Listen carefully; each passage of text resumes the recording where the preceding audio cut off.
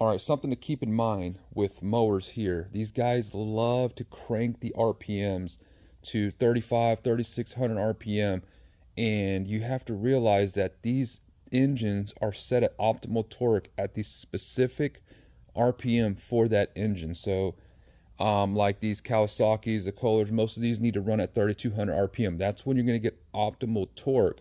So when you overspeed them, as soon as you hit grass, that engine is going to die faster, as in like the RPMs are going to die faster, and it's not going to keep spinning. That is not how it works. So you're going to lose torque if you raise RPM.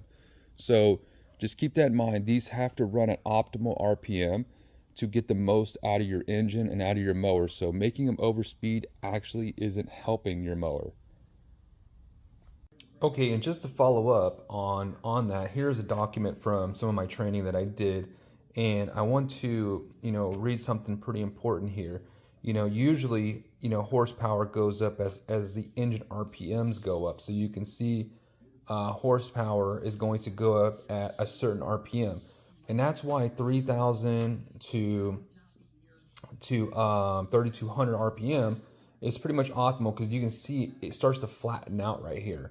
And that's why you want to set it at the exact RPM range, because it literally is where it peaks out. And so I wanted to read something here. The maximum horsepower develops near the maximum RPM limit, so where the engine is supposed to be set RPM wise. Torque, on the other hand, which is one of the most important things when you're putting a load. So yeah, horsepower is good, but torque is what keeps that blade turning on your mower. So so the maximum horsepower, okay, torque on the other hand is produced somewhat differently. In a typical engine, the maximum torque will normally be produced at a lower RPM.